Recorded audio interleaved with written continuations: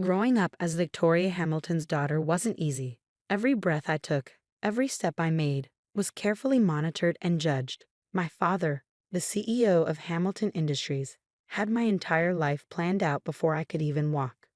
Charlotte, darling, he'd say, adjusting his perfectly pressed Armani suit. A Hamilton never settles for second best. Our mansion in Beverly Hills stood as a testament to that philosophy. 28 rooms of carefully curated luxury, each one screaming wealth and power. But to me, it felt more like a golden cage than a home. By the time I turned 25, I had followed my father's blueprint perfectly. Harvard Business School graduate, junior executive at Hamilton Industries, and engaged to Bradley Winchester ILI. Heir to Winchester Technologies and my father's handpicked choice for my husband. There was just one small problem. I was desperately, hopelessly in love with someone else.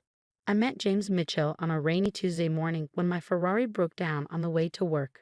He was the mechanic who came to my rescue, arriving in a beaten-up tow truck with a smile that made my heart skip a beat. "Looks like your timing belt's shot," he said, wiping his hands on his worn jeans.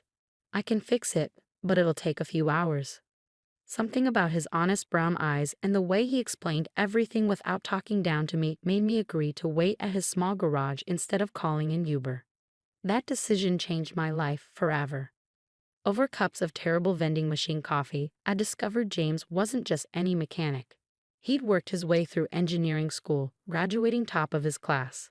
He could have taken a cushy corporate job, but he loved working with his hands, solving problems, making things better.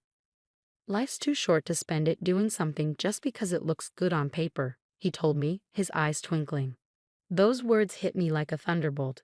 For the first time, someone had put into words exactly what I'd been feeling all my life. One coffee led to another, then dinner, then stolen moments whenever I could escape my suffocating world. James never asked about my family's wealth, never tried to impress me with fancy restaurants or expensive gifts. Instead, he showed me the joy of simple things: midnight drives along the coast, picnics in hidden parks, and laughter. So much laughter. For 6 months, I lived a double life. Society princess by day, myself by night. But I knew it couldn't last forever. The breaking point came during a charity gala at our mansion. Bradley was droning on about merger strategies to anyone who would listen, while my mother paraded me around like a prized thoroughbred.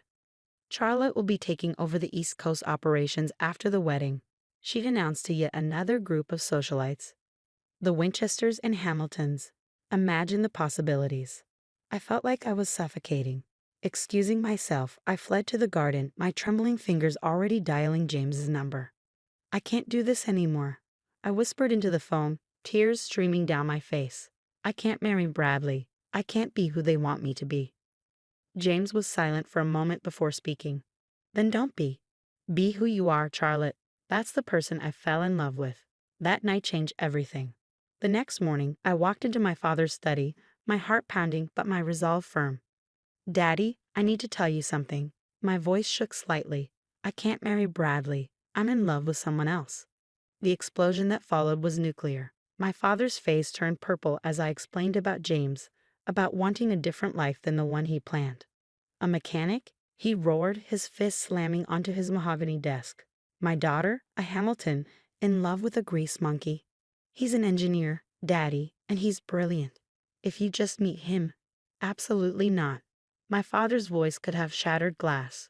"You will marry Bradley as planned, or you can forget about your trust fund, your position at the company, everything. Is that clear?" I stood up straighter, channeling strength I didn't know I had. "Crystal clear, Daddy. Goodbye." Walking out of that study was the hardest thing I'd ever done. My mother's hysterical tears, my father's threats, the whispers of the household staff. It all followed me as I packed a small bag and left the only home I'd ever known. James was waiting for me outside his modest apartment, worry etched on his face. When I told him what happened, he tried to talk me out of it. "Charlotte, that's your whole life you're giving up.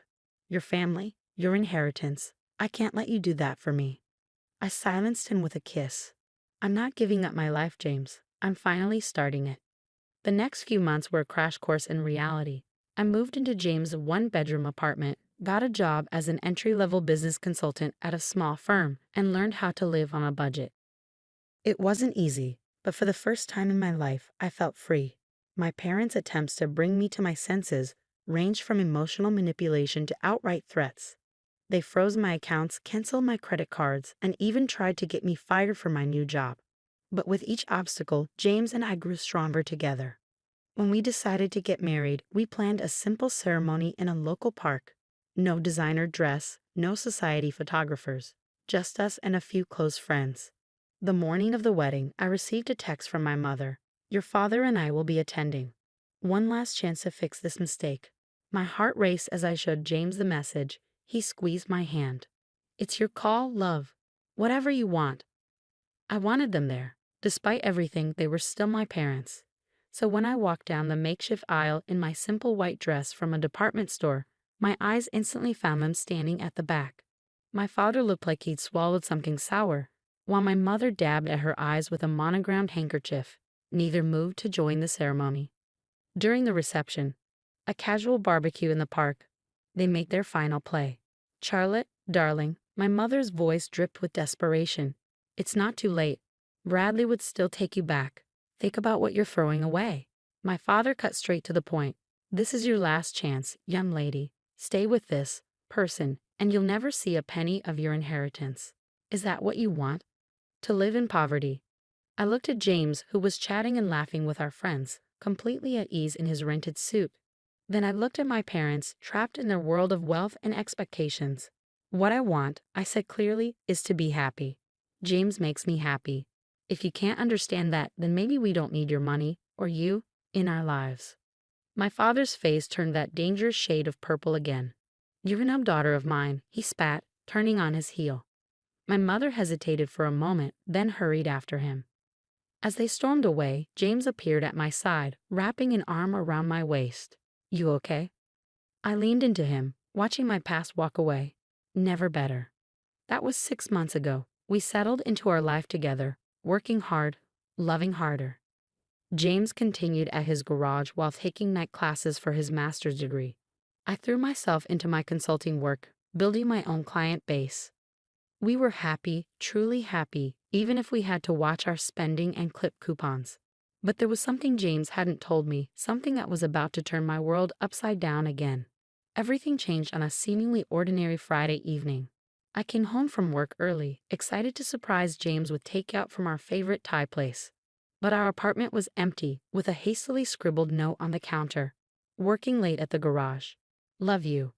It wasn't unusual for James to work late, but something felt different. Lately he'd been distracted, taking mysterious phone calls and working odd hours. A knot formed in my stomach as my mind wandered to dark places. Was history repeating itself? Was I about to lose everything again? Unable to sit still, I decided to bring dinner to him at the garage. But when I pulled up, the place was dark. James's beaten-up truck wasn't in its usual spot. My hands trembled as I called his number. Straight to voicemail. Just as panic started to set in, my phone buzzed with a text from an unknown number. Mrs. Mitchell, please come to 1875 Highland Avenue immediately. It's about your husband. My heart stopped. Highland Avenue was in the industrial district, miles from James's garage. With shaking fingers, I typed the address into my GPS and drove through the darkening city, imagining worst-case scenarios. The GPS led me to a massive modern building with sleek glass walls. Security gates opened automatically as I approached, and a uniformed guard directed me to an underground parking garage. Mrs. Mitchell, he nodded respectfully. Take the executive elevator to the top floor. Executive elevator? Top floor? What was going on? The elevator opened into a stunning office suite with floor-to-ceiling windows overlooking the city. And there, standing at a glass desk with his back to me, was James, but not the James I knew. Gone were the worn jeans and oil-stained t-shirt. Instead, he wore an impeccably tailored suit that probably cost more than our monthly rent. When he turned around, his familiar warm smile was tinged with nervousness. Charlie, he said softly, using his special nickname for me, I think it's time I told you everything. Before he could continue, the office door burst open. And there, like a scene from my worst nightmare, stood my father, mother, and Bradley Winchester Eli. What is the meaning of this? My father thundered, his face already turning that familiar shade of purple. Security said Charlotte was headed up here. "What are you doing in the CEO's office, you mechanic?" James straightened his tie and walked around the desk. "Actually, Mr. Hamilton, I am the CEO. James Mitchell, founder and chief executive officer of Mitchell Innovations." The silence that followed was deafening. My mother grabbed a chair for support. Bradley's mouth hung open unattractively, and my father, for the first time in my life, was speechless. But my mother stammered, "You're a mechanic." James smiled, taking my hand. "I own a chain of auto repair shops, yes. It was my first business, started with a loan from my college professor. But Mitchell Innovations is my main focus.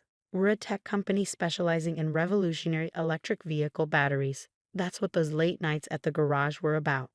We were finalizing our new prototype." My head was spinning. "Why didn't you tell me?"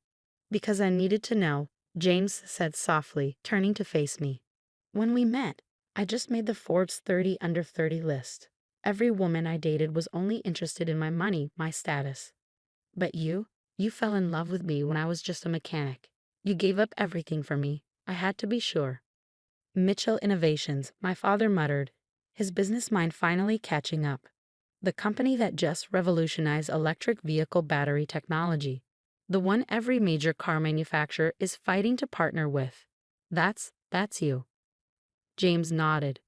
"Our market valuation hit $12 billion last week. Not quite Hamilton Industries territory, but we're getting there."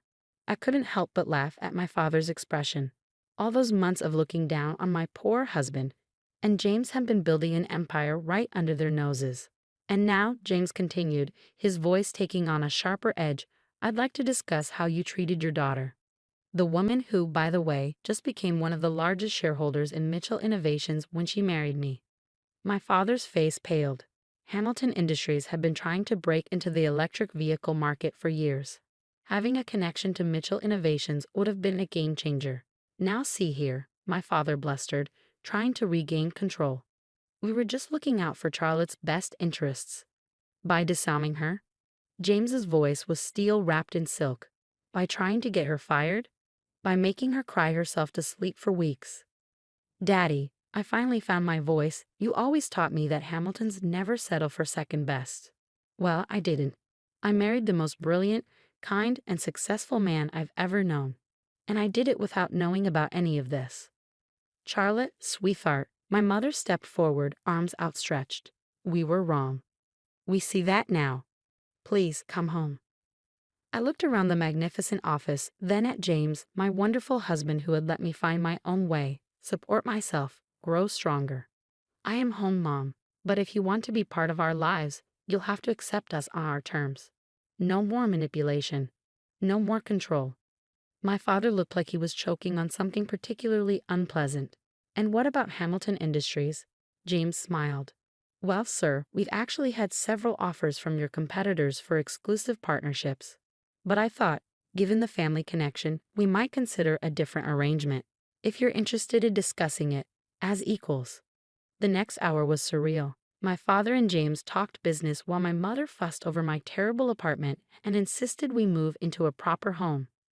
Bradley had slunk away somewhere, probably to lick his wounds. Later that night, back in our small apartment, I finally asked James the question that had been burning in my mind. "Why keep working at the garage? Why live like this when you have billions?" James pulled me close. "The garage keeps me grounded, reminds me where I started. And this apartment, these months with you, they've been the happiest of my life. We made it ours together, without any silver spoons or trust funds." Tears welled in my eyes. "I love you, you sneaky billionaire." He laughed. "I love you too, you runaway Harris." Life changed after that night, but not in the ways people might expect. We did move, but into a modest house we chose together. I joined Mitchell Innovations as head of their charitable foundation, using our resources to help other young entrepreneurs. James still spends time at his original garage, teaching mechanical skills to underprivileged youth. My parents, well, they're trying. Mom still makes not-so-subtle hints about grandchildren needing trust funds, but Dad has developed a genuine respect for James. Their weekly business meetings often turned into lengthy discussions about everything from classic cars to philosophy. As for me, I finally understood what James meant about life being too short to live it on paper. Sometimes the best things come disguised as broken down Ferraris and coffee from vending machines. But the best part? Every now and then, when we drive past our old apartment or grab Thai food from our favorite takeout place, James still looks at me the same way he did when he was just a mechanic and I was just a rebel Harris. Because in the end, love doesn't care about bank accounts or business empires. It cares about who you are when everything else is stripped away. And we're simply Charlotte and James, a mechanic and a runaway Harris who found something better than billions. We found each other.